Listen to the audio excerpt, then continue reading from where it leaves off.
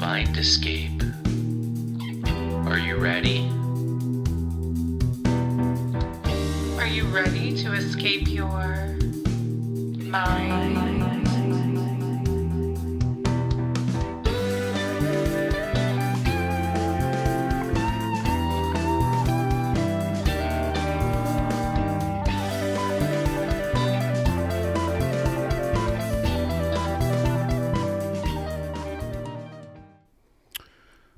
All right, folks, welcome back to Mind Escape. I am your host, Mike, and Happy New Year. I know we're almost halfway through the month, and probably some people don't like that, but we haven't done an episode yet, so I am feeling better. Thank you to all the people who reached out, sent nice messages and everything. I'm feeling a lot better, completely changed a lot of stuff in my life, working out, taking supplements, doing some stuff, so I'm feeling good. So I'm excited. That was a new intro, by the way. Created that myself. The music, did all of the instruments on Logic and everything, and so I'm gonna maybe make a full song at some point and put it up on our Patreon. But yeah, I did that, and then my wife contributed a little bit of vocal action in there. Yeah, and shout out to Maurice, who helped me figure out a few things on Premiere Pro as well. So thank you, Maurice. Maurice is out of town, but when he comes back, we're going to have him on as well. So that'll be, we got 300 coming up. It's a big one. We've been doing this 6 years now, episode 300. It's quite the milestone. So it's the longest creative project I've ever been a part of, and I've been in bands my whole life. So exciting stuff. But tonight we have special guest in front of the show.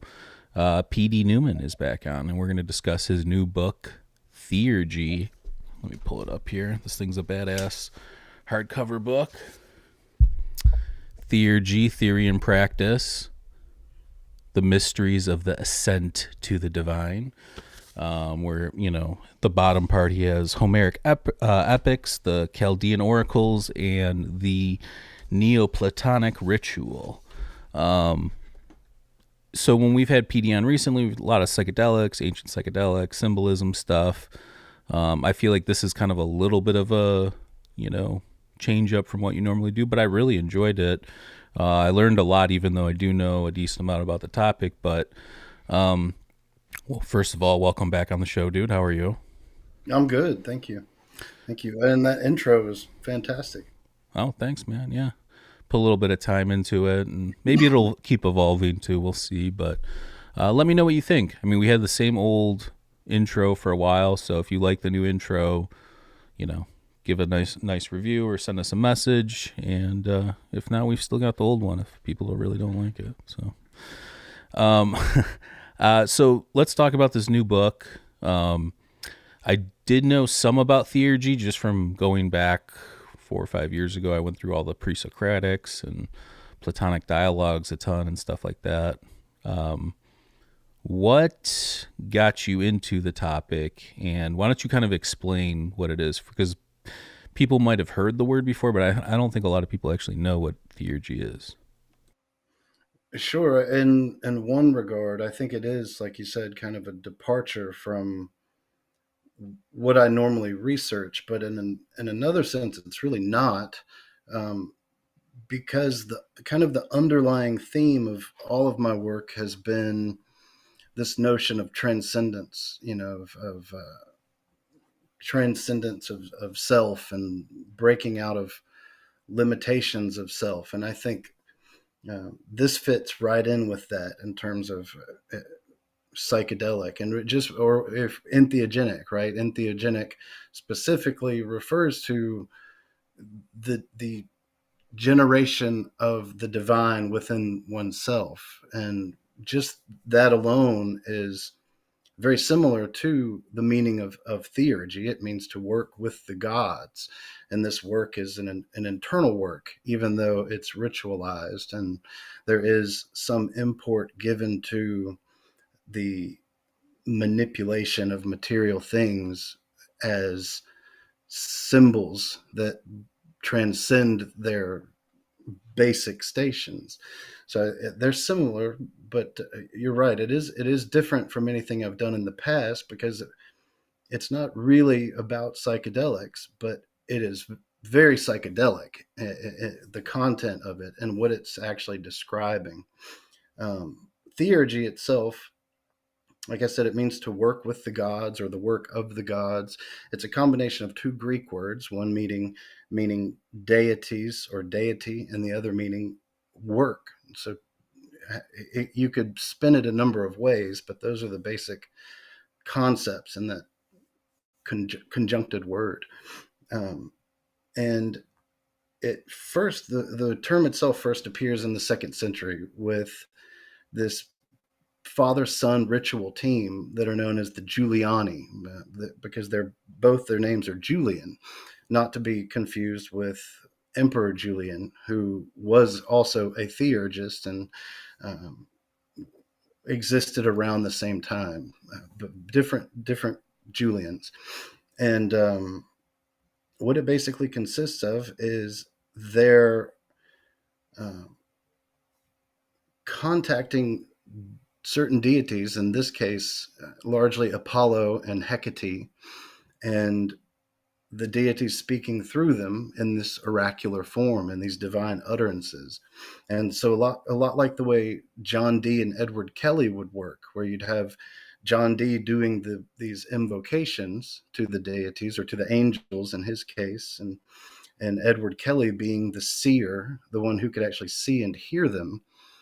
It worked a lot like that with this call and response kind of technique. And the predominant philosophy of the day was, of course, Plato. And Plato is not really read in this way much these days, but his metaphysical teachings are very heady, very kind of, for lack of a better word, psychedelic. And they use What are we this. talking, like theory of forms or That's the basics of it. right? That there's the sensible reality, which is the world of the senses and objects that we can perceive with our senses and touch them, but behind that is this ultimate reality that is more real than this one. And in that reality, of course, like you said, the forms or the ideas, these it's been interpreted as number for Neo-Pythagoreans, ratio, but these forms that inform the way everything happens here. You could almost think about it like a blueprint for reality. And what the theurgists are actively trying to do is explore this blueprint. And Plato, in his Phaedrus dialogue, which is where we get the famous soul chariot idea, that the soul has this vehicle that can carry it to the station of the gods, where one can not only just directly perceive but participate in these divine actions in the realm of the gods, which is, in pre-Socratic thinking, that's not how things worked. You have this concept of going into the underworld and facing divinities and things, but prior to Plato, there really wasn't any talk about man going up Mount Olympus. That was for the gods, and it's normal for a post-Christian world to think about, oh well, in the Christian model, man dies and he can go to heaven, or sometimes have visions of heaven as a living person. But those ideas in Christianity were largely influenced by this. Christianity is thoroughly Platonic in a number of different ways. But Plato introduced this idea that man could ascend and be at one with the gods and have this experience of the divine. Yeah. So basically, theurgy is human beings trying to interact with the gods in their favor. What I found interesting, though, so we've got some main players. We've got Plotinus, we've got Porphyry, we've got Proclus, we've got Iamblichus. So supposedly it came first was Plotinus, then Porphyry was a student, and then Iamblichus was Porphyry's student, right? Is that how that goes? His successor, and then following that we have Proclus, and then some less heavy hitters after that: Damascus, Olympiodorus, Hermias.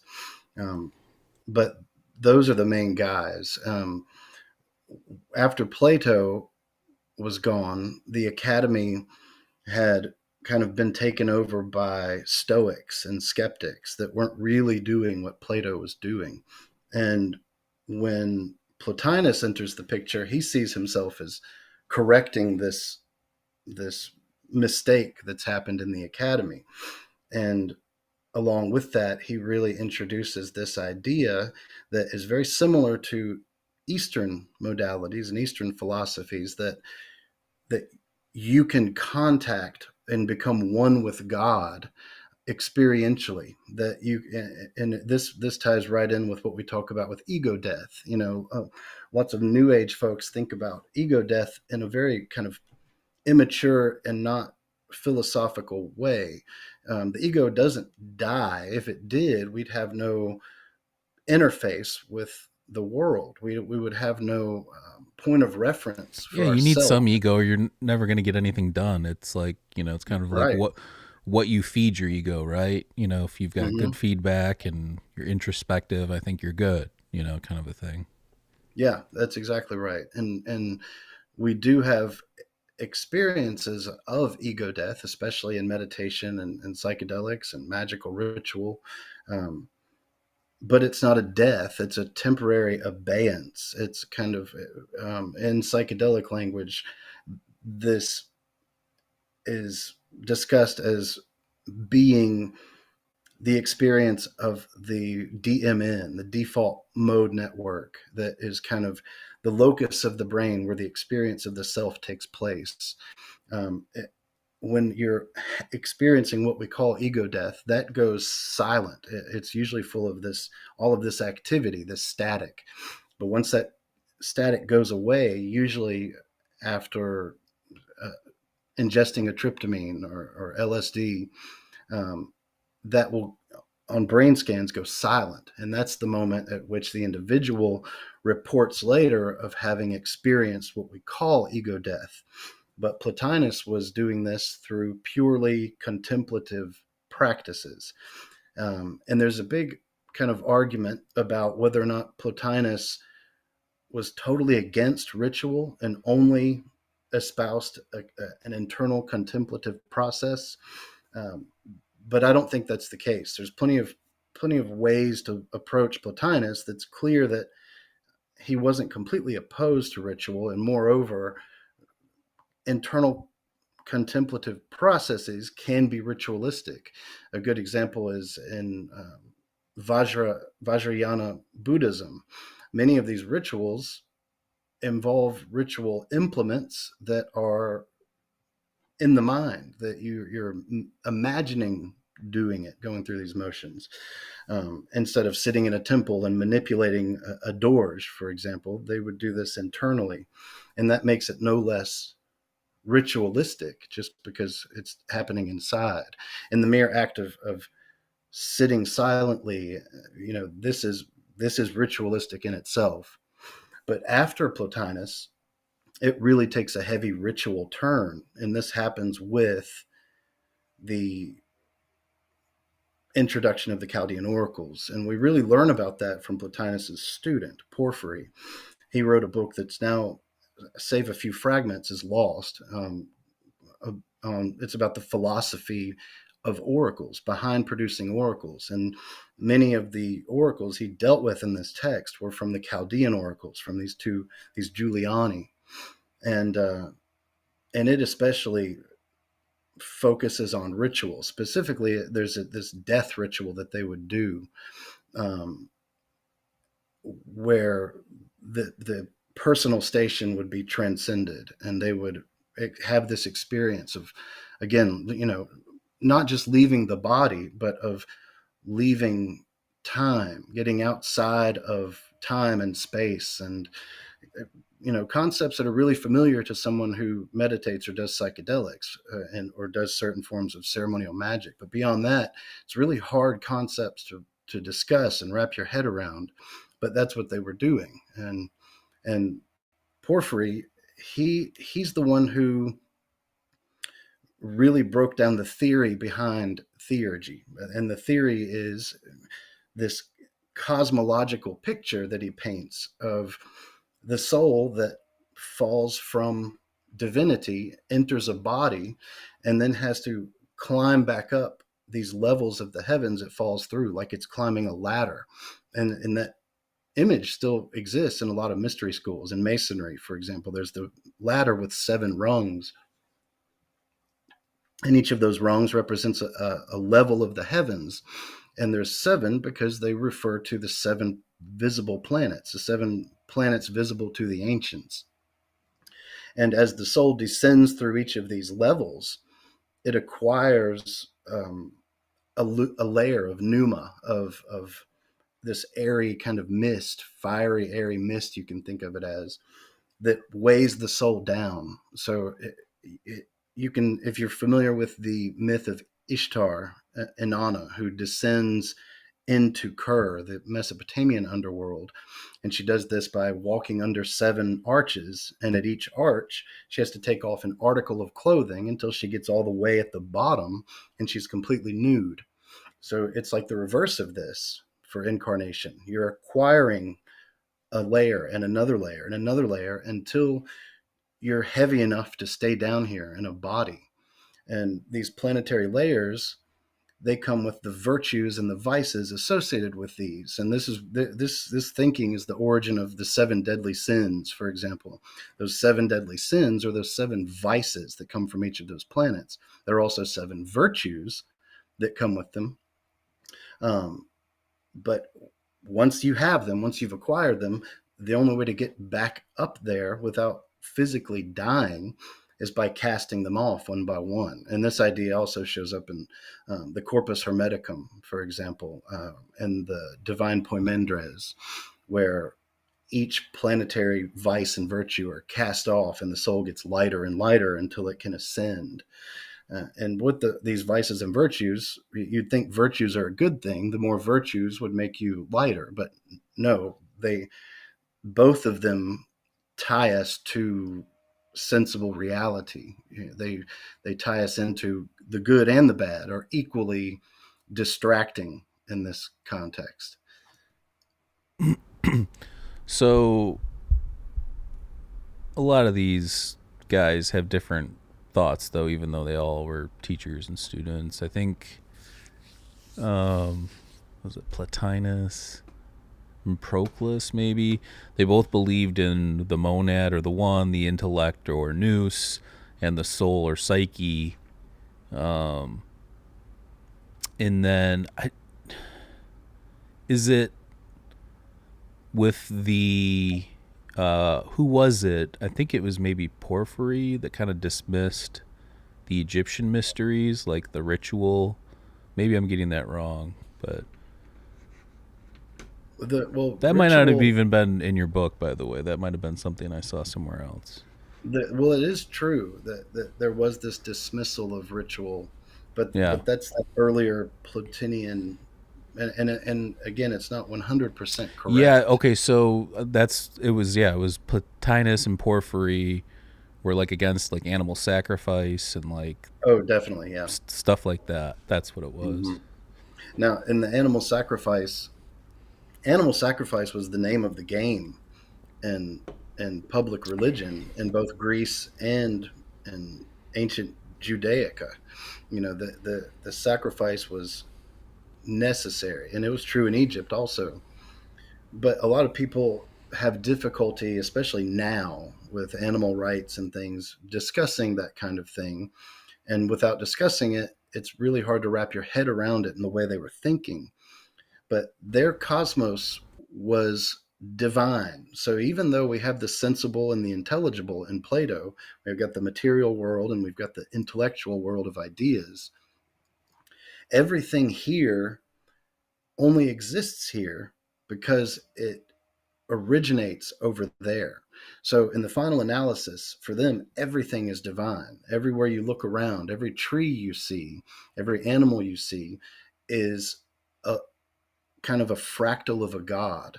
And I mean, a lot of people are familiar with the Egyptian idea that the god Thoth or Tahuti, he's represented often by an ibis, ibis bird.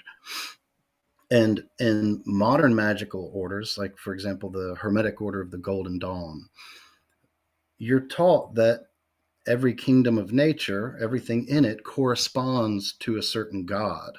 But they use it more as a mnemonic, a symbolic mnemonic. So if they saw an ibis, they would know to think Thoth. Like it jogs the memory kind of and reminds you of Thoth.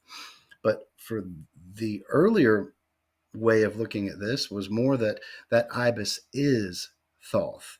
And Proclus talks about this when he's using the sun as an example. The sun god isn't the sun itself, but the sun is under the, if we think about it as a chain, the sun would be a pendant below the god of the sun. And then below the planet, the star would be, if we line up the kingdoms as animals, plants, metals, minerals, well, in the animal kingdom, the rooster, which crows with the stations of the sun, would be considered solar, would be considered an avatar of Apollo or Helios. And so would the lion, because of his mane, he looks like the sun. And the only sign the sun rules is Leo, for instance, which is the lion.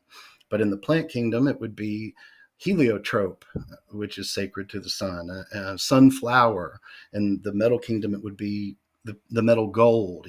And this continued into alchemy. Each planet has its own metal, but they don't correspond to it in the way they think of it. It is it, and in a lesser kind of not so loud tempered form. So when they sacrifice an animal, the animal that they are sacrificing is one that is that god. And we get that this transfers into Christianity, even when, with Christ being sacrificed, and you consume his body and his blood, and what is called theophagia, God eating. And this is true also in Greek religion. When they sacrifice the animal, it's not just burned to a crisp, it's divvied up, and certain portions go to certain types of people, but it has to be eaten. Without the people eating it, there's no communing with the god. So the god is literally killed and eaten for his own honor. And that's a kind of a far out notion in itself, but that's what they're doing, is participating in the god by taking him into their body, which in turn shows them that they are inside of his body, that we're all inside the god. And that's something that Iamblichus talks about, that man's soul is contained in his body, but for a god, his body is contained in his soul. And in a sense, we would be his body. And this translates again in the, man made in God's image in the Jewish teachings. So it's got an internal logic to it. So Iamblichus, he thinks that you can't get the gods to do something. Like, you're not going to do something that's going to get the gods to do what you want to do. It's almost like you have to do something and then they realize it themselves, or something like. Can you explain that? 'Cause divine persuasion. It's this persuasive thing with him. Yeah, but I think that's like the most complicated aspect of this whole thing. Can you kind of unpack that aspect of it? Prior to that, if you look at, for instance, the rituals in the Greek magical papyri, which is a kind of a recipe book for all these different magical operations. In a lot of cases, the god is being compelled by the priest or the magician to do these things, often under threats. And Iamblichus is like that. Obviously, that's absurd. You can't make the god do something. You can't threaten a god. Even if you could go through with it, you couldn't even go through with it. But it complicates matters, because in Neoplatonism they teach that the god teaches their mode of invocation. So in their mind, in a state of trance, the deity would communicate to you how they want to be invoked. And these communications can sometimes include compulsions. But they told you to. So long as they told you to, then you can compel the god. But beyond that, the divine persuasion is central to what Iamblichus said, and it shows up in Porphyry also. And there's a section in his Philosophy of Oracles where you're kind of like in Parmenides, when Parmenides descends into the underworld, and he needs the guard, the goddess that's standing there guarding the gates to Hades, to open the doors of Hades for him.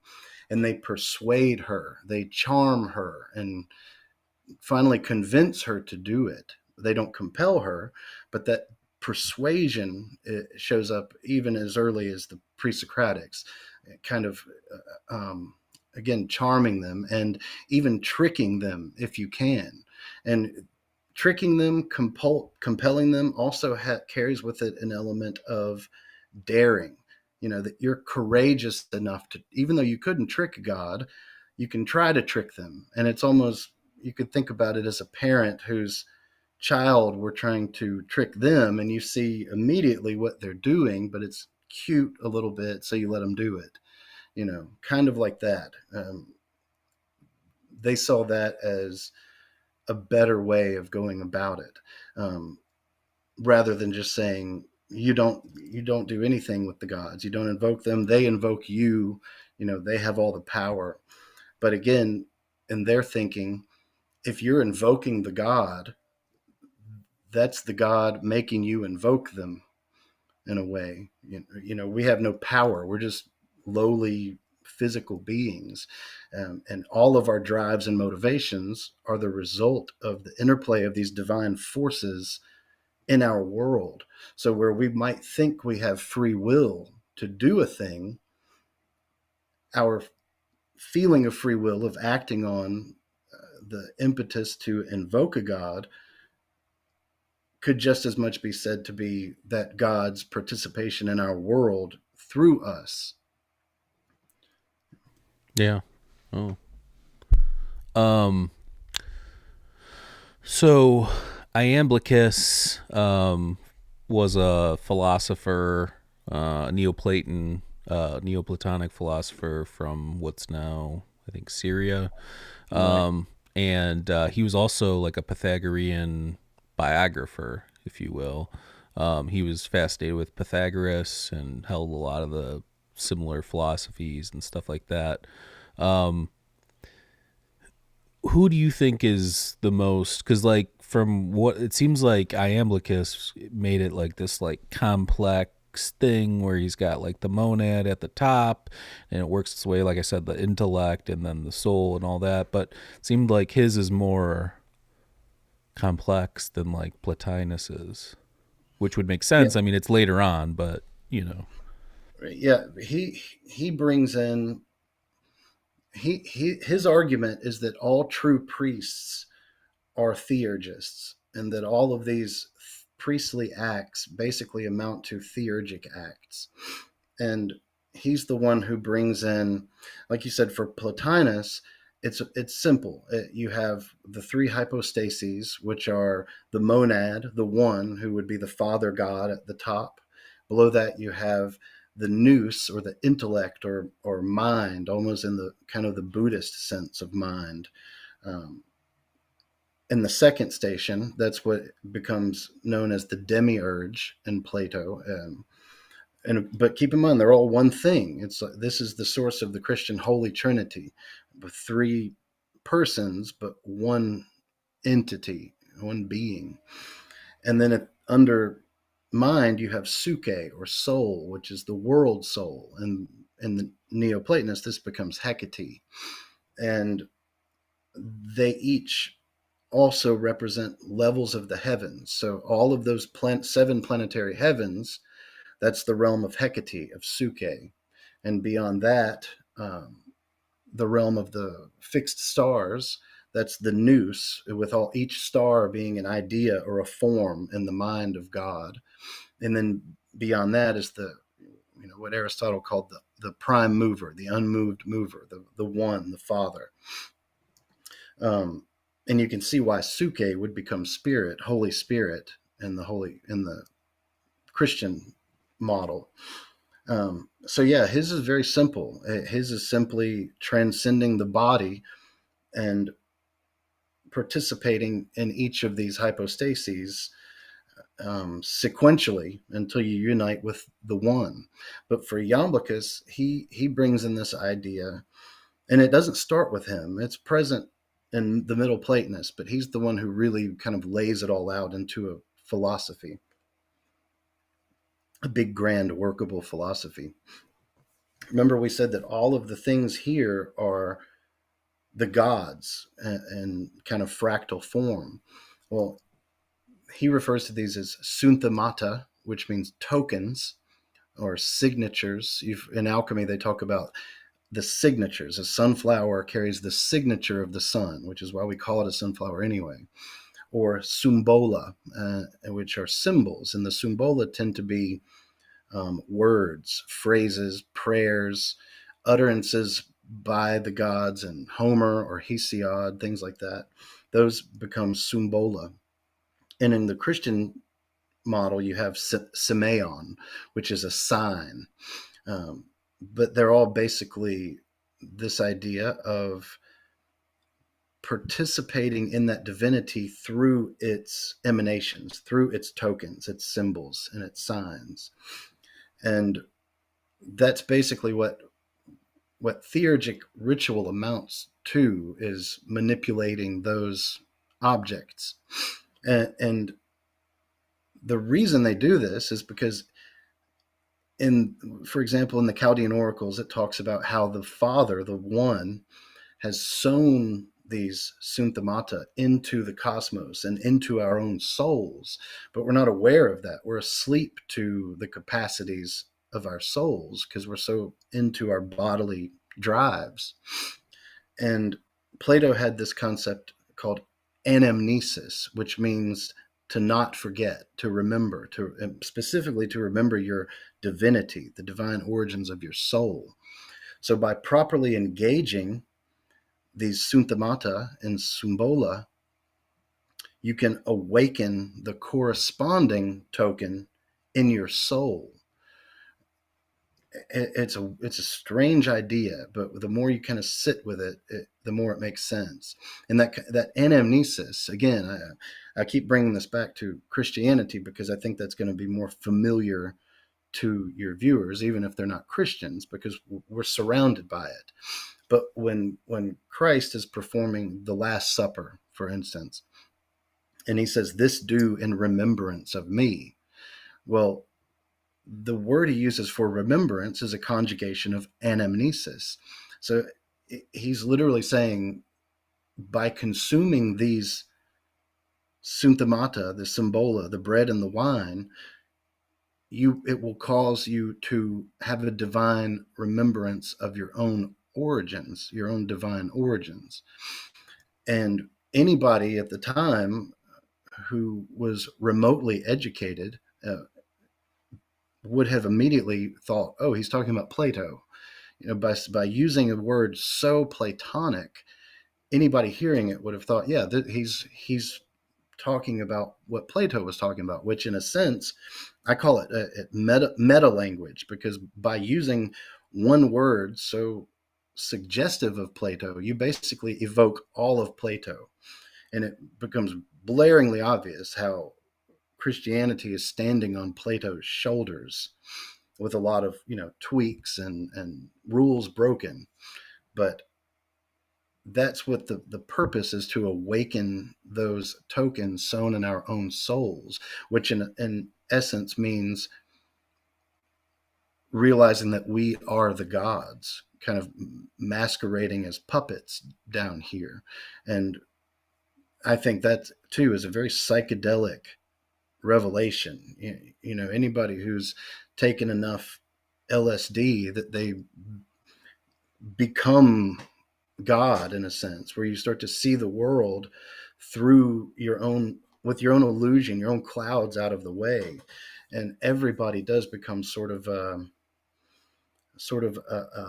puppet, an actor, that you get the real sense on a lot of psychedelic experiences that you're not working them right now. You've always worked them, and I don't mean take advantage of them. I mean, everyone is you interacting with itself. And if we're going to really talk about divinity at all and what that means to be with the divine, that I think that's really the only way to understand it. Because when we say for the Theurgist, the goal is to unite with the gods or with a god. Well, that doesn't mean to hug them or to have sexual intercourse with them, even though these are great metaphors, but they're literally saying to become one with them. And that's not a two-headed monster with a man's head and a god's head. It's to completely shed the illusion of being an individual person and remember that you are the one thing behind all things. That the game you played before this happened and the experience was just that, something that you did that feels almost like a distraction. You hear people who have had near-death experiences, talk about that, how they look back and they see the body they previously carried around with them as almost like a suit they've taken off, and the personality attached to it is no longer so important for them. It's not such a... How would you distinguish those? I always think about this, like, if your consciousness were to survive, okay, and you're saying that the personality or whatever wouldn't be attached, but like, what does that even mean? How are you still? Because I feel like part of who we are the collections of all the things that we've done and learned, right? So like, if you take away, like, what's left, I guess would be my question, just pure consciousness. And if that's the case, what's going on? Like, what's the next step? What's the point? Yeah, it's problematic, and it brings in, it's paradoxical in the extreme, and it brings in the question of, I think anybody who purports to know what happens when you die or what happened before you were incarnated in this life has settled on something. They've settled on an answer, but we don't know. And I'm not saying there aren't people out there who claim to have memories of a past life, but let's just entertain the notion for a moment that reincarnation is real, that's the model. Well, what part of this personality is more important than the previous 500? Why would this one be so important? And in terms of what survives, consciousness itself, without a body, the body's endocrine system is what gives us our experience of a lot of emotions, and it gives us a lot of our drives. And, so I personally, I can't answer that. I don't think it's answerable. What would a person look like without a person attached to it? And yet there are many descriptions of this happening. I've experienced it myself. I was struck by lightning back in 2015. And I had the experience of leaving my body and hovering above my body, laying on the balcony where I had been struck. And it was like a full-on psychedelic experience. I mean, that's the closest thing I can describe it to. It was like a very heavy dose of mushrooms or LSD. And what I felt in that moment, I was seeing something specific in front of me in the sky. And it wasn't I had thoughts running through Dude, me it was that I had aliens. Dun dun dun. it was no, what it looked like was like it was like a golden, like a building that was a mountain that was also kind of like a mosque or a temple, and it was made out of liquid gold that was all turning and shifting and had patterns all over it, rippling all over it. And my thought in that moment was, has that always been there? How have I not seen that before? And the next feeling was of vital interest. Like I really wanted to know what that was, and I began moving towards it, But there was never a feeling of, oh shit, I'm dead, or um, I need to get back in my body. Like none of those thoughts were part of that experience, and nor was there any fear. It was literally just the most potent curiosity you could ever imagine, wanting to know what is that I'm looking at. So, but there was a sense of self. I felt like there was a point of reference. um, but fear, it seems like, would only be possible in a body because of the endocrine system, because of these juices flowing through us that give us a feeling of fear or love. Does something give us curiosity? I don't know, but that Yeah, I that was the mean, whole emotion I had, was just curiosity and interest. we're just real juicy. Just Juicy. juicy meat suits. That's the new Yeah, metal band name, Juicy Meat the meat Suits. puppets. That's what the meat puppets. Um, so Plotinus, I did want to ask one more question, like nerdy question. Plotinus talked about the mind and, like objective, subjective, and then the realized intellect, right? And he separated it, and then Iamblichus and Proclus kind of messed with that a little bit too, and they divided them into two spheres, and then maybe added like a third sphere, like separating and connecting those worlds. But I mean, that seems like that's a huge part of what led to what we know as like Christian Gnosticism. Sure. Yeah. The especially the Sethian Gnostics were part of Plotinus's school. They were in the academy, and several of the Gospels that appear in the Nag Hammadi texts that were discovered in Egypt in 1945, I think. We didn't know about those texts. We knew their titles because Porphyry talks about them circulating in Plotinus's academy. But when the actual books were found, it was like, oh, they do exist. And when you start looking at them, they are Platonic and in the extreme. And Plotinus famously has this chapter in his Enneads, which is his collection of writings that Porphyry organized, called Against the Gnostics. But what he's against, even though he does have this streak of dualistic Gnosticism about his own teachings, about matter kind of being evil and the intelligible being the good, he does have that same Gnostic tendency. He's against this idea that there could be an evil creator God, for instance, which is what the Gnostics get from Plato's Timaeus.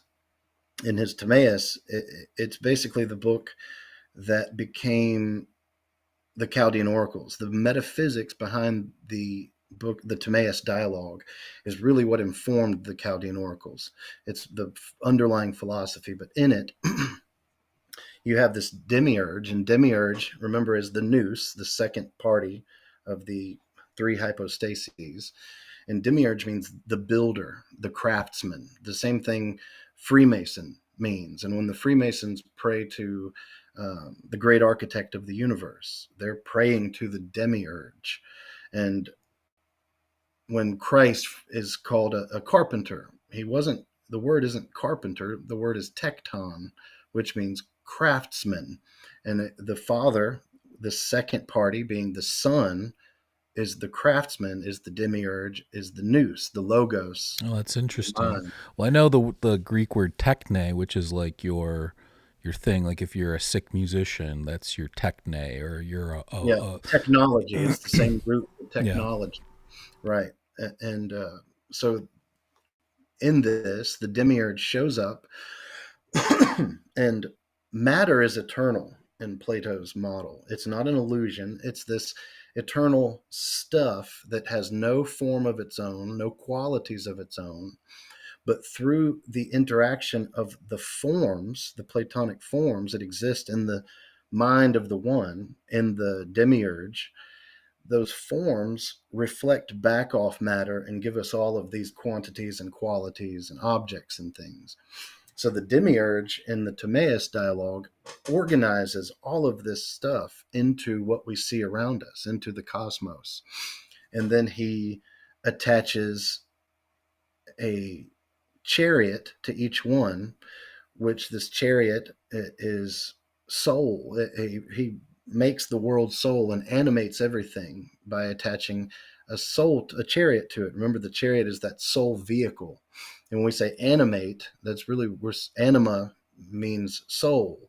So he's ensouling everything, giving it life and being.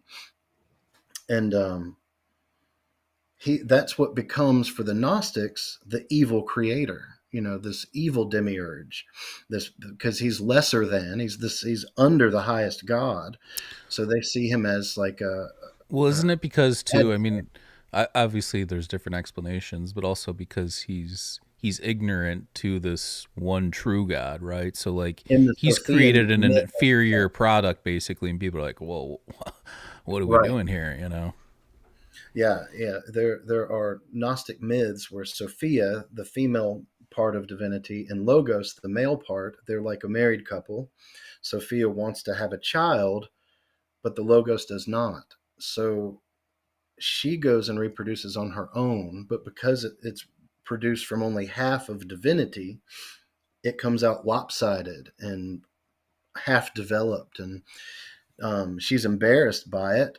So she hides him in his own little cosmos Yeah, is and that because covers is it over. because Sophia emanated without the Christ aspect of the Right. consciousness or something? And Yeah, in it gets Jungian kind of terminology, complicated, right? I mean, like it does. they're getting people like if you're on board with this back in the day, you're probably one of the top thinkers too, because it's not as simple as, oh, there's a God, let's worship this God. It's like really complex And they were trying to metaphysical, rectify it.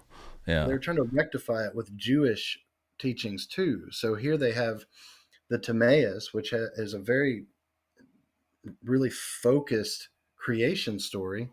And then you have floating around outside Genesis with the Jews, and these texts are all circulating. So when these Gnostic Christians who were Platonic, but also this in the early stages of this post-Jewish religion that was forming that we call Christianity, they took what they had read from Plato and they go back and they read Genesis. Well, guess what? In the original text, it says that man is created by Elohim. The word used for God in the beginning of Genesis, God created the heavens and the earth. It says Elohim. Well, Elohim is complex anyway. It's a problem because it's a plural for one, so it means gods, but it's a feminine plural. So it almost would mean goddesses create man and female as a hermaphroditic spiritual being. Well, by the time we get to chapter 2, Elohim disappears, and now the word that shows up is Lord God. And in the English translation, the King James version, it doesn't explain that, well, Lord God is a different deity called Yahweh or Yod Heva. There are lots of different pronunciations, but it's the Yod He Vav He, the Tetragrammaton God.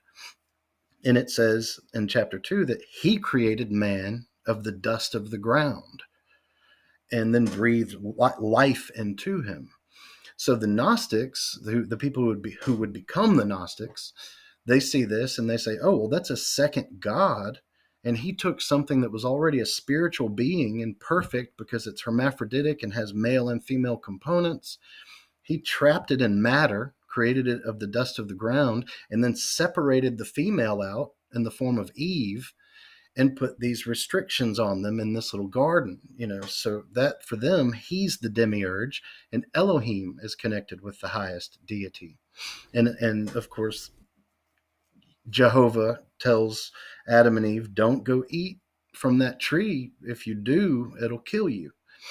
And the serpent comes along and he says, that's not true. Eat it. You'll see you won't die. And they didn't die when they ate it. They might have introduced the possibility of death, which is how it's explained in Christianity and Judaism, but they didn't die after they ate it, and their eyes were opened and they became as gods, knowing good and evil. So for the Gnostics, that serpent, they reasoned, oh, well, that serpent must have been one of those Elohim, one of those goddesses, or at least their emissary, and they sent this being down into this realm where Jehovah had trapped Adam and Eve and they sent them down to come and say, hey, if you would eat this fruit, if you'd take this psychedelic, it would open your eyes and you'd realize your origins are his origins, that y'all both come from the same place, which is this highest God realm.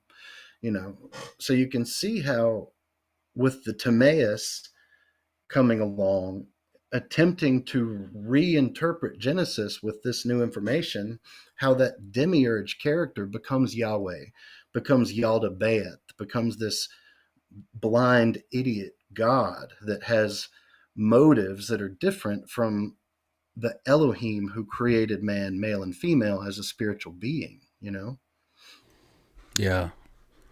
Interesting stuff. Not to get like down the religious path, but like, what's always intrigued me when I was reading through all this stuff, like especially when we started this podcast, was the character Melchizedek. And I think it's been like bastardized through like new age shit.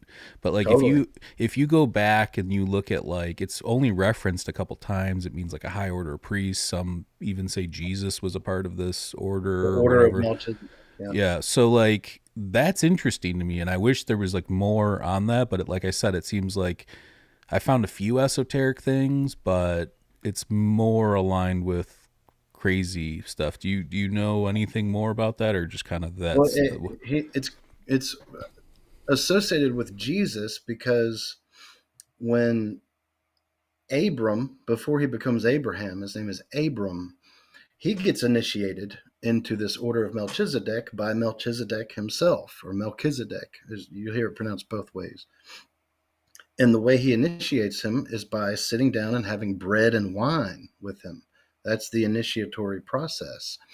And it's at this point that he is given one of the letters of Yahweh's name, is YHVH is his name, Yod He Vav He. He's given one of those He's, one of those H's is placed in the middle of Abram, and it becomes Abraham. And you see a similar idea with Jesus. This came about with the Florentine Platonic Academy. There was a man named Johann Reuchlin who wrote this book called De Arte Kabbalistica.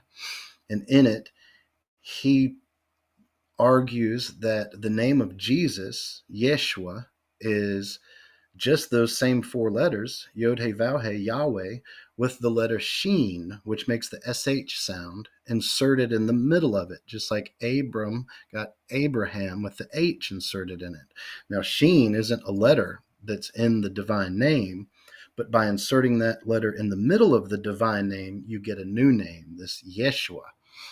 So it's an interesting thing. Melchizedek he plays a larger role in the esoteric side of Judaism, but he does show up in the Bible when he initiates Abram. interesting. So, all right, now let's get down to business. What was actually going on? Do you think that these ancient, Proclus, Iamblichus, Porphyry, Plotinus, do you think they were actually communicating with any sort of god or metaphysical entity? Do you think it's all just psychological in the mind? Do you think that there was possibly psychoactive compounds at play as well? Like, what do you think was happening here? There were definitely psychoactive compounds involved, and back then they called them pharmaca. Pharmaca gets translated in the Bible, for instance, as sorcery. When you see the word sorcery, the word used is pharmaca, and that's the root of our word for pharmaceutical.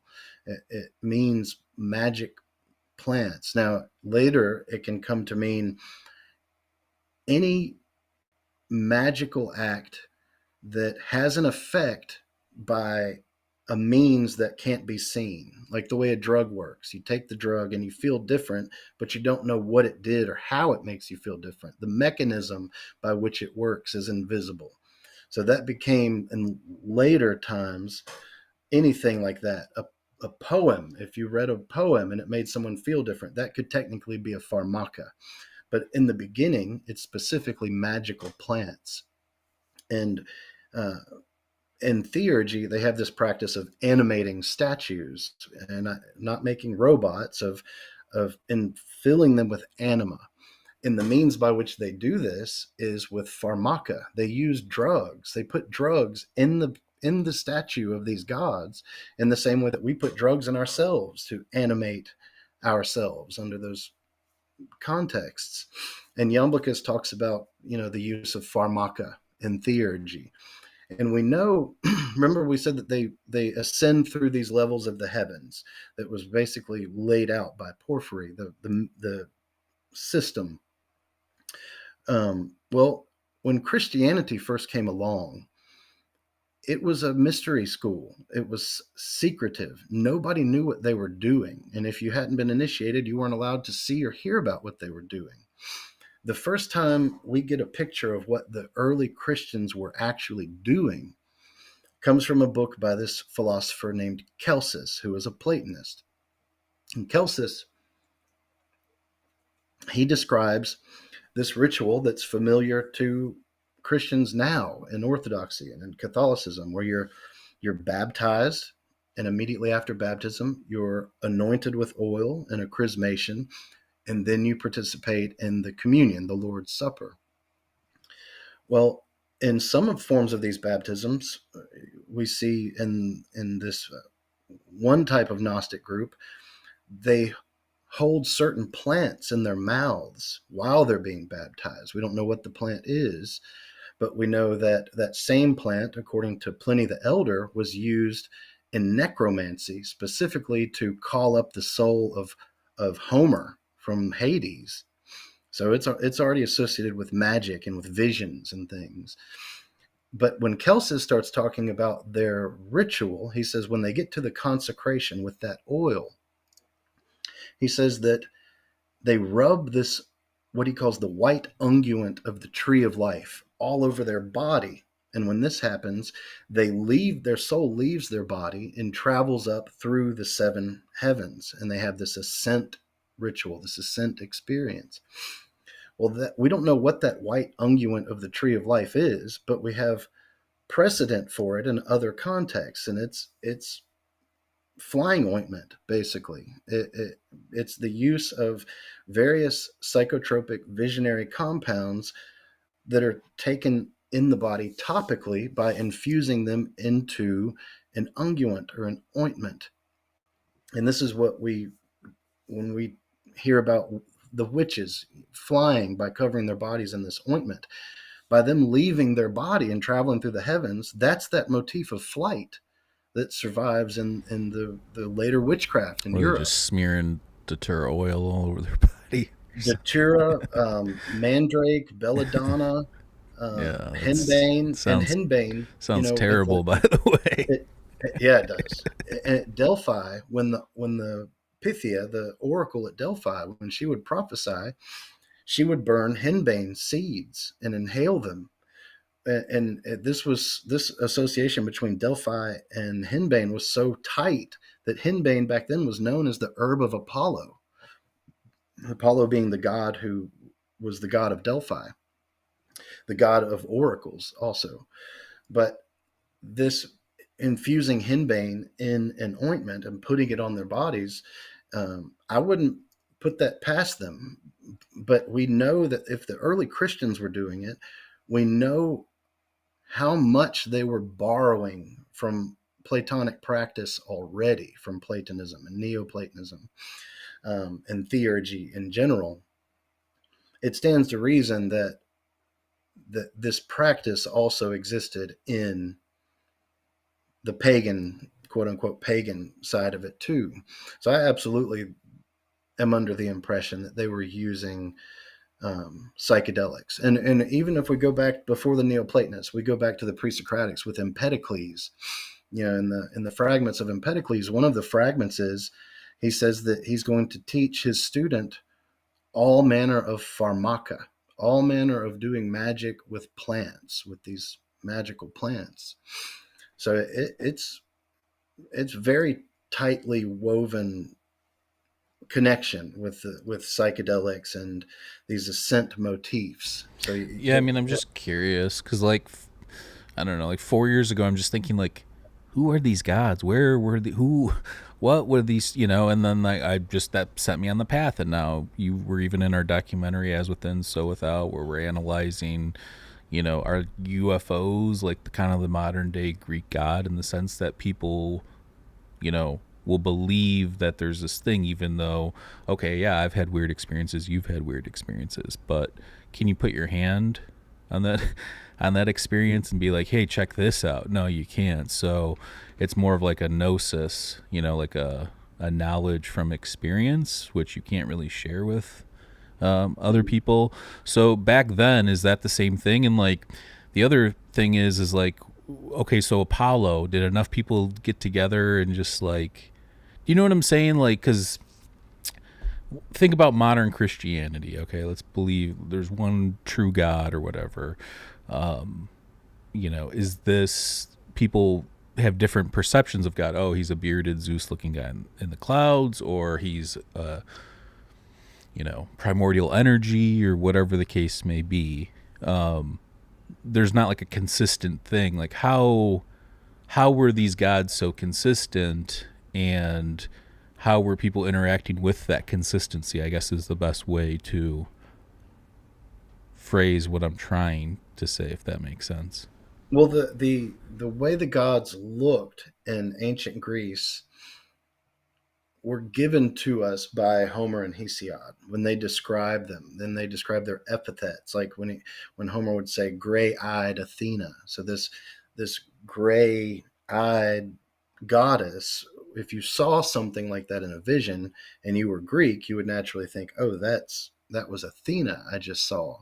But once you're given a picture of what the god should look like in a visionary experience, you've already been kind of programmed to see it that way. But I think it's important to point out that So it's most like a of these machine people, elf type thing, like a Terrence McKenna kind of, mentioning machine elf, and then and just the most of them mind so didn't see God. suggestible kind of a thing. Yeah, I think so. But at the same time, seeing gods wasn't the norm. No, I mean, very few times do you see somebody saying they saw gods. Rather, they would interact with the gods through oracles who would do drugs, go into trance, and then utter something that seemed so nonsensical at the time, and then later something would happen, and you'd say, "Oh, that's what she meant," or through just divination practices. All of these were how they would interact with the gods, but nobody was really seeing gods. Now, that's not to say nobody was. I mean, but it wasn't the common thing.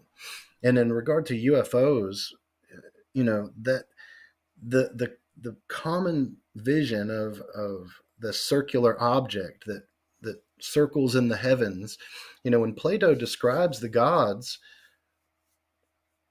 he describes the motion of the gods as being circular in orbit. That anything that's perfect would basically be circular and make circles. And I think that fits very well with the visual of the classic UFO that people tend to report.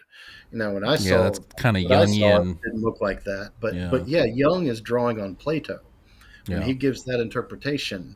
Of course, for him, it's no longer a god; it becomes the archetype of the self.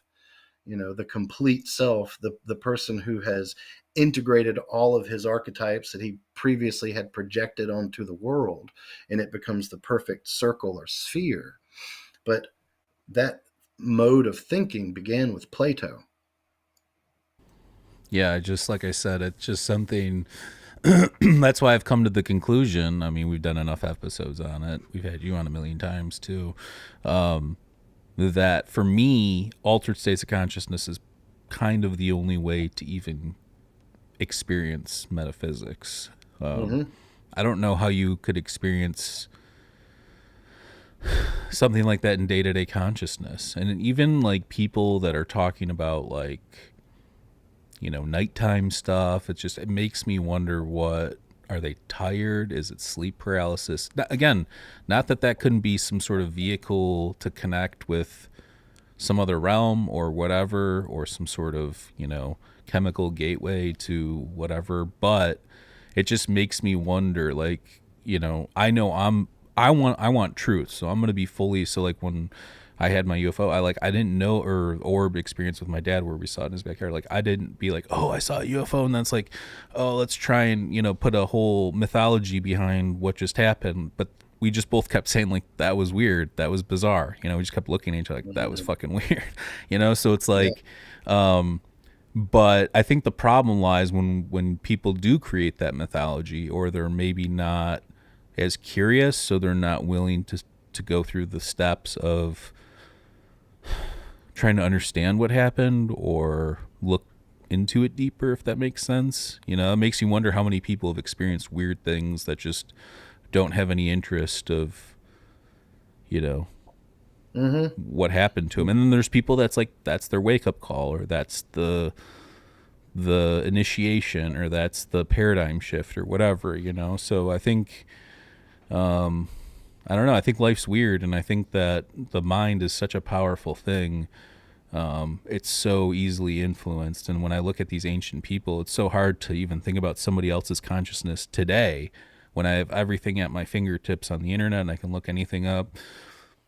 To go back 4,000 years, 5,000 years, whatever, is insane to try and even think about what those people, what mindset they were in. Mm-hmm. And I think you hit the nail on the head when you said that, to experience these things implies an altered state of consciousness. That can mean drugs, that can mean meditation, that can mean sleep deprivation, that can mean a whole host of things. Entrancement through theater, music, all of those things induce altered states. People get runner's high. I mean, there's so many different ways to get to achieve altered states of consciousness. But then you have the problem of you and your dad. Like, yeah. I'm sure y'all weren't meditating when you saw the orb. No, so we were awake. I was about to have, I don't drink really, but it was his birthday and I was about to have a Stella. And we didn't. My wife went to go grab it from the kitchen and came back, and she had her back turned to it, and my dad and I were facing out of his backyard, and we saw this orange orb hover. I looked it up afterwards. It was where the Scorpius constellation was, but it wasn't. This was like close. This couldn't have been some star, and it just darted off before. Like, I went to grab my phone, and I wasn't even thinking on the level like, oh, I'm going to try and take a picture or a video. I was actually trying to pull up the star chart to make sure to see what I was looking at. And by the time, and I knew it wasn't really a star, but by the time I pulled it up, this thing was already gone. And like I said, we just kept saying how bizarre it was. But I'm not going to sit here and say, oh, it was this or oh, it was that. I don't know. It could have been ball lightning. It was, it could have been a lot of different things. But what I know is it made me feel weird. I had a weird feeling. My dad had a weird feeling. I don't know. But. And if one person is in an altered state of consciousness, it's a common trope that it can influence other people. That's what contact high is. It did put me in like a state though. Now that you're saying, so like, not like anxious, but just like an excitive, an ecstatic state, I guess that's what I would say. Static. And you've heard of folie à deux. It's a psychological concept used in psychiatry. It means madness shared by two, or you can have folie à trois, madness shared by three. But it's generally that two persons share in what for psychiatry is obviously an illusion, something, an imagined thing, but for them it's real and it seems real, and those things can't be easily explained away. But you see it with, for instance, the those convents. There's been a couple of convents where all of the nuns go into this frenzy and are seeing the devil and desecrating the temple, and they all go through it at once, all because one person starts doing that and it spreads like crazy. And, of course, we can't just explain it away. It could be ergot poisoning. It could be any number of things, but those things do seem to happen spontaneously without any real reason to find, and I think that's why I said I doubt you and your father were meditating. I'm sure you weren't out there tripping on acid with your dad, so to see something, to be able to be in what feels like baseline consciousness and then enter or see what you would normally need to be in an altered state of consciousness to see, it raises questions again about the mechanism. Even if it was a perceptional thing, what does that say about us? That we can just get jacked off of seeing, and I mean, what it felt like too, on some level, is like seeing like a picture of like a scary gray out of nowhere, or like being in your room and seeing like a shadow and thinking, oh my God, what was, something like that. How you get that, like you're pumped up a little bit. That's kind of like what it was. But that's after it though. Right. That's what I'm saying. So that's what that's why I brought this up, because this is the only time I've ever had anything in day-to-day consciousness that was like that, because all the other experiences that I've had were, whether it's, psychedelic or meditation or, like we said, there's so many ways, lucid dreaming, there's so many ways to induce it. I've tried most of them at this point, breath work, I mean, you name it. Breath work's pretty potent. Dude, I did it live. We had this guy, Ben Holt, on, who runs these, like, they do like getaways and stuff, or whatever you want to call them. And I did alkaline breathing on our Patreon, and I was like fully like geometric patterns coming at me just from breathing, just like 40 deep breaths in and out. And I was jacked. I got on a kick with doing, it was just basic pranayama when I was first getting into yoga about 20 years ago, a little over 20 years ago. And I had just gotten on Adderall. I was taking Adderall. I'm the most distractible person on the planet. And so they were trying me on Adderall.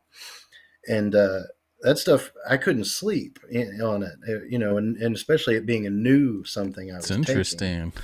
And so given its chemical composition, that you couldn't fall asleep. Yeah, that's curious. But I had been awake for like 3 days, no joke, and I didn't have anything to do. I didn't know what to do with myself, and the only thing I was interested in at the time was yoga. So I sat there and siddhasana and did pranayama non-stop that whole time. And at some point, it was like the physical sensation was like a tree limb snapped in my chest. And as soon as that happened, I felt my face get hot, like it was on fire. My ears got hot, my lips got hot, my nose, I could feel my eyebrows, everything had this heat coming off of it. And I went into this state of absolute ecstasy. I've done a lot of drugs. There ain't a single thing I've ever taken that felt like this. And it lasted for just about as long as I'd been doing it, for right at 72 hours. I was walking around like I was in fucking heaven or something. I mean, it was the most incredible experience of my whole life, just from sitting there breathing, Yeah, that's like I'm trying to get back there now and work out since I've had my incident, but back in the day I used to go to Lifetime Fitness, like after I would go out and party downtown Chicago, and on the way back, because it's 24 hours, I would go work out. Dude, after I did a full workout, did like a steam, everything, I'd walk out of there, dude, you couldn't feel better than I felt, having a great night on your belt and then feeling great, knowing you're just going to go home and pass out. Like there's no better feeling than that in the world. And all of that, it's Yeah. worth saying, all of that was sacred back in the day. When you read about the therapeutai, where we get our word therapy from, all of these deep tissue muscle massages, soaking in a sauna, these were religious practices a couple thousand years ago.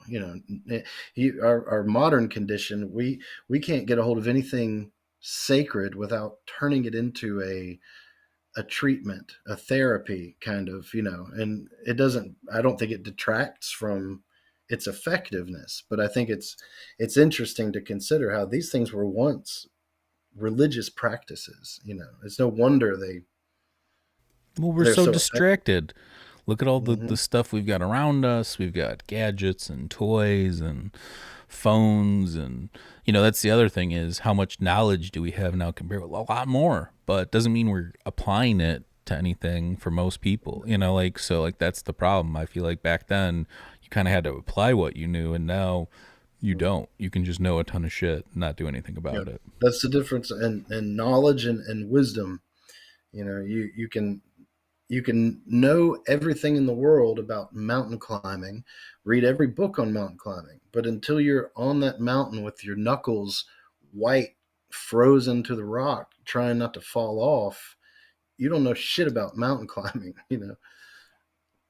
It's like, have you ever heard that Jung story? I think it's from Modern Man's Search for God, maybe, or no? Is that what it is? Let me see if Search for a soul. Oh yeah, Modern Man's Search for a Soul. I think that's what it is. Let me see if I can pull it up on my thing.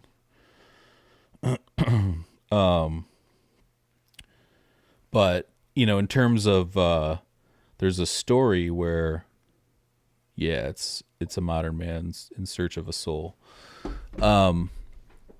So the story goes, Jung, obviously in a large part of this book, he's talking about dream analysis.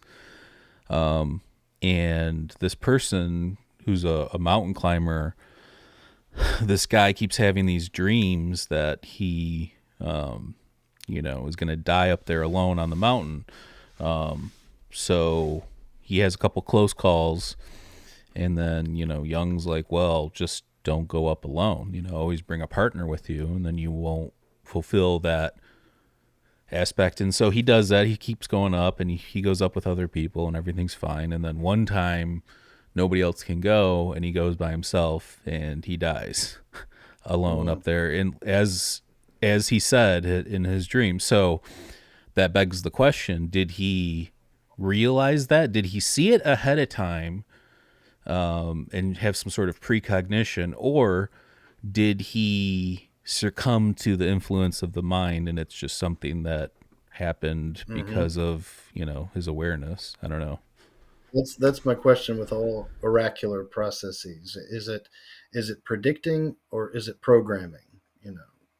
The event. Jung discusses a bunch of cases like that in different books, of people coming and saying that they've dreamt this, or they're terrified this is going to happen, and he always gives them that same kind of advice, well, don't do exactly what you saw there and it won't happen. But they always tend to. I'm doing it. Yeah, they do it. Crowley, Aleister Crowley, he was a famous mountain climber at one time. And there's actually a death that is associated with his time as a mountain climber. Some people believe he killed the guy on this mountain. There's evidence to back that up, that he may have murdered somebody on a mountain. That's crazy. Mm-hmm. So is this how do you think this ties into, we kind of mentioned it before, but how do you think this ties into like all your other research? Like, do you think, because I'm just trying to think, like, in terms of, obviously a lot of your other stuff's been, like Masonry and symbolism and more, not medieval, but like more alchemy and esoteric and hermeticism and stuff like that. Do you think that these two things are tied together? Do you think you're going to do something in the future on that in terms of like, obviously, because the reason why I ask you, because that's kind of what like shamanism basically is, right? I Definitely. mean, And that's what I've got a book that I finished shortly after I completed the book on Theurgy, and it's on Native American shamanism in the Mississippi Valley. And because that ancient theurgy is just like the Western version of shamanism, right? Like it's that's, definitely yeah, shamanism. yeah, Soul flight, right. the axis mundi going up or down on Obviously, there's this. a lot of differences too, but that's kind of, it's all about divination. Definitely. Yeah. And we've talked about this before when Greg and I were on, Greg Little. Um, After I wrote this book on theurgy, I I was in Yorkshire. I was speaking at the Tyringham Initiative up there, and Graham Hancock and Dennis McKenna were standing nearby having a conversation, and I was standing there with Brian Murarescu, who wrote The Immortality Key, and I was telling him about my book on theurgy and what the theme, what it was about this soul flight idea. And Graham and Dennis both kind of turned around and were like listening to our conversation. And one of them interrupted us and said, "Are you? Oh, you're talking about the path of souls?"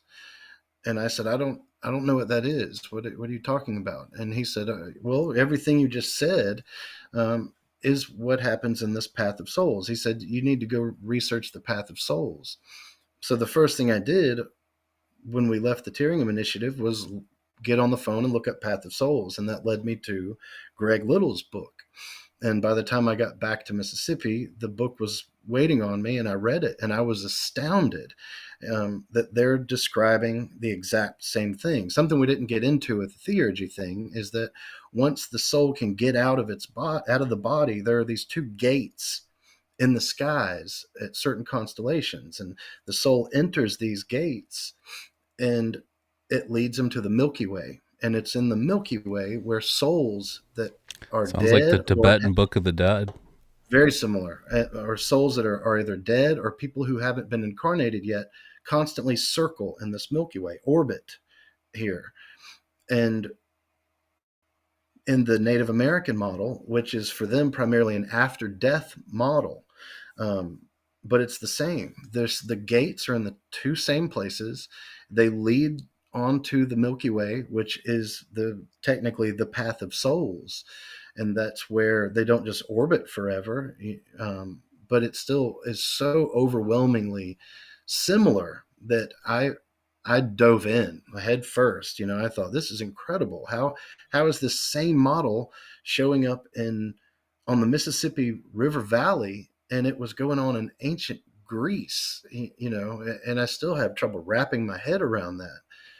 But yeah, so I wrote a book on this topic as well and made some revelations. We've talked about my Misahuasca hypothesis that it really makes a lot of sense of a lot of what they're describing based on the use of these entheogens within the Native American traditions. But that being said, this book that I have coming out on this phenomenon in the Mississippi Valley, it is the same as what I'm describing in the Theurgy book. And what they're doing, I believe, is the same as what was happening with alchemy. With alchemy, they're putting these plants through these processes, but it's ultimately to ingest them, to take them and give them it's out of body experience, to separate the soul from the body, the subtle from the gross, as they would say. You don't have to tell me, bro. That's what mind escape is. Yeah. Y'all do a great job too. Well, no, I mean, but that's what the title was if you can I know. if you can get outside of your own mind, you can kind of figure out that's the only way to see what's going on. I got news for everybody. You ain't figuring out consciousness until you get outside your own mind. So that's right. Good luck. But that's what we try and do here. I do think it's all the same. I don't think my research is changing. I think I'm just keep taking another step back and another step back of what is this phenomenon that I'm really just fascinated with, getting out of your own way, transcending your limitations. And of course, death is hopefully a long way away, so I won't have firsthand knowledge and for hopefully a long time. But when I do, it's not like I can come back Dude, and I just met talk up to with you that about it. bastard a couple months ago, and let me tell you, Oh man, I ain't that ready sounded rough. either. I ain't ready either. But no, so actually, if anybody listening hasn't checked out, go check out our last episode I did with PD and Dr. Greg Little. It's on our YouTube channel and all the podcast platforms. There is slides with it too, so I recommend either watching it on YouTube or Spotify. And yeah, it's an excellent episode, and PD walks us through his Misawaska and the Yaupan and the black drink and all that kind of stuff. So very, very excellent.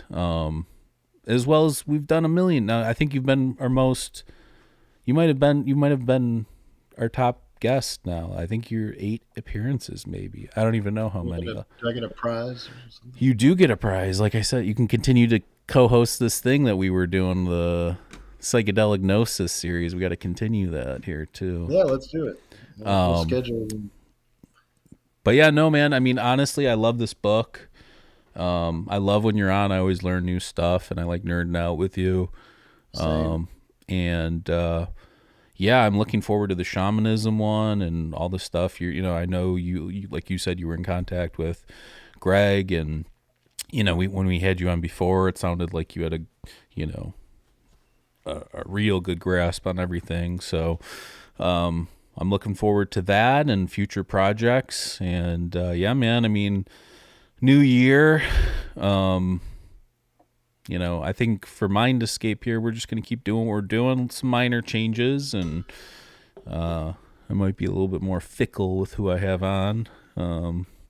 But that doesn't mean that we're not going to have fun. It doesn't mean we're not going to explore all the usual topics that we normally do. And, I'm going a more positive route this year. I feel like last year I kind of did a little bit of, piling on and shitting on people and just aggravated with the world. I think this year I'm going positive. I've had a rough year. Obviously, I almost died. Watched the near-death experience a few episodes ago, if you don't know what happened. There was no Theurgy happening there. Yeah,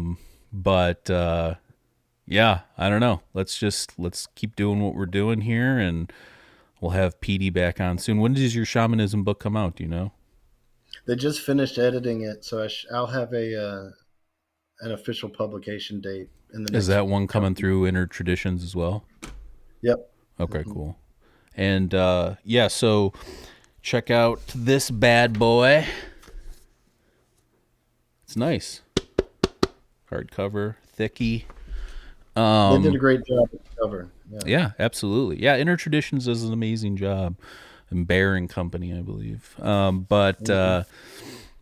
no, I'm really looking forward to this year, and lots of cool guests coming up. And yeah, just you're obviously going to be coming on a lot. We'll talk about psychedelic stuff next time.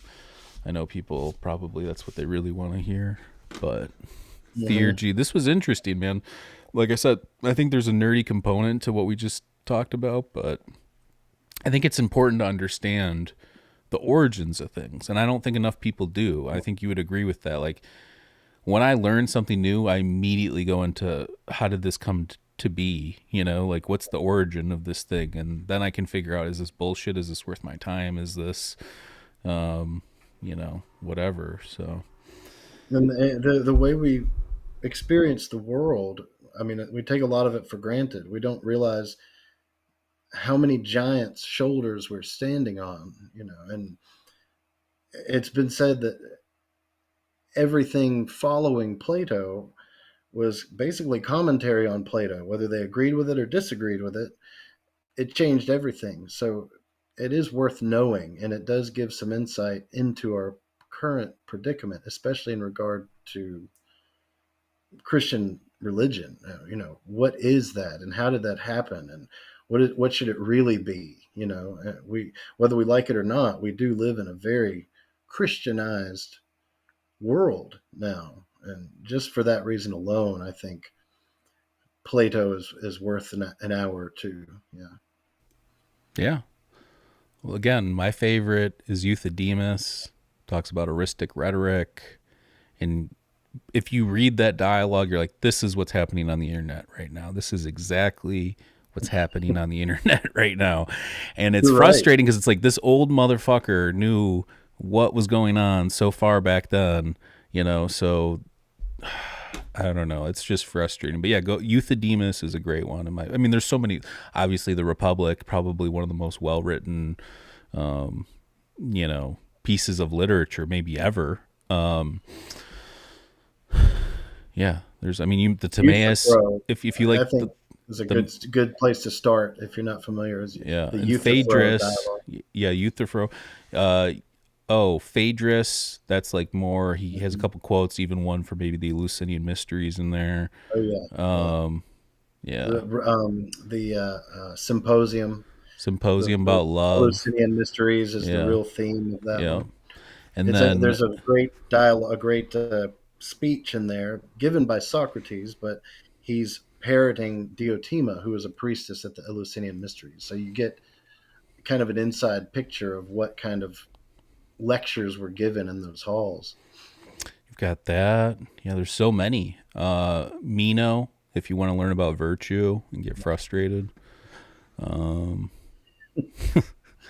Yeah, I mean, and look, people want to take, with the Atlantis stuff and the people want to take this stuff word for word, and they say, oh, well, Plato never made stuff. Well, everything is made up in the dialogues, literally everything, because, I mean, you have to read them, but it's all Socrates talking to people that didn't even live at the same time as him. So how is that even possible? And was Plato there to take notes, during these dinner parties and all these things that happened? No. Like, it's just, this dude was just a master at writing and understood philosophy. And the dialogue form allows him to not argue one point.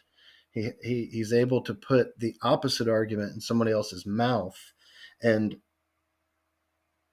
I have yet to meet a person whose position on the matter wasn't addressed by one of the people arguing in there. So it's a really great way to cover a lot of ground on a topic and get it from multiple angles. That's really Plato's brilliance. You're getting it. It's like you can hold the problem and turn it and look at it from every side.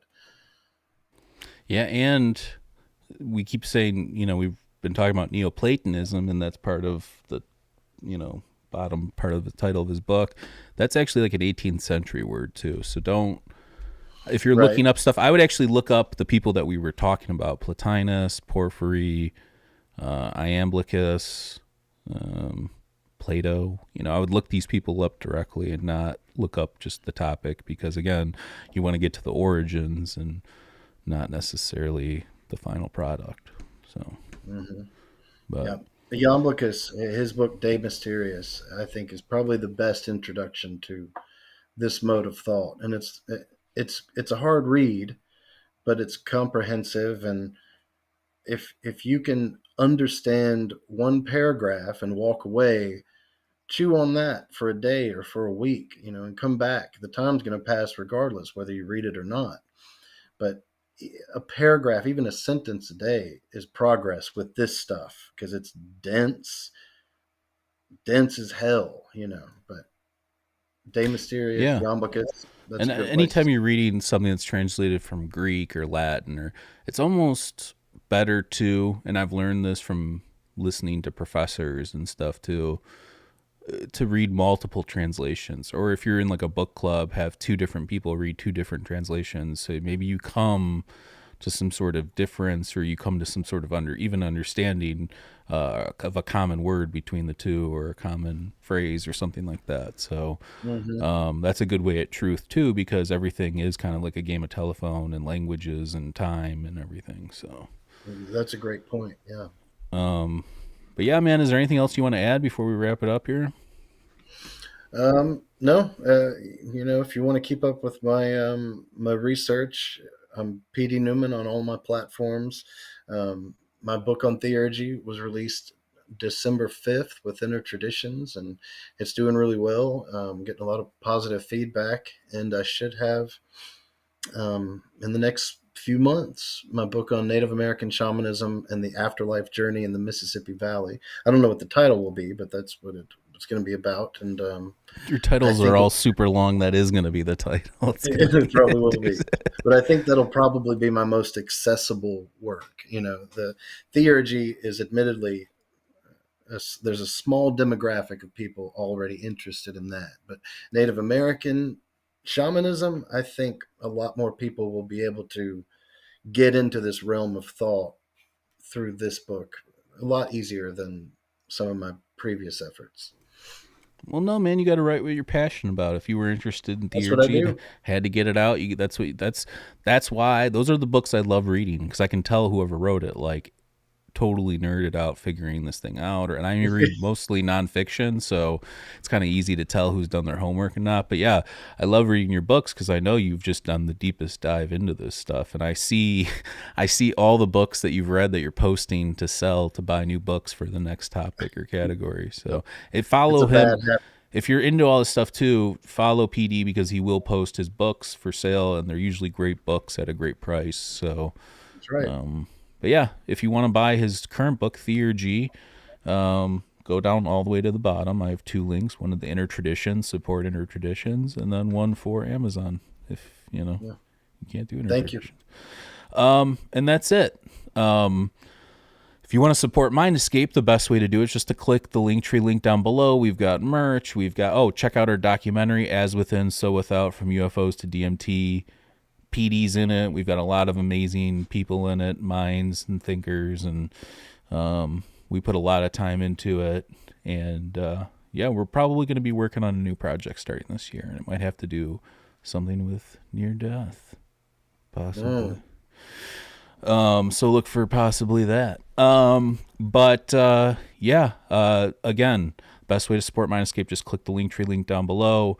We do our shows live on YouTube, and then we also have video podcasts up on Spotify. And other than that, we are on all audio platforms. I can't really think of anything else. So we're going to wrap it up here.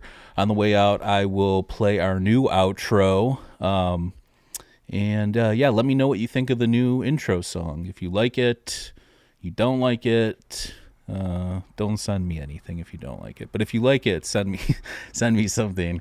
No, but seriously, I put a lot of time into it. That's all me. That's me playing the guitar. That's me playing the piano. That's me playing, using the MIDI controller to create the drum tracks and the horns and everything. So that's it. We love everybody. Stay safe out there, and we'll catch you next time. Peace. Thank you.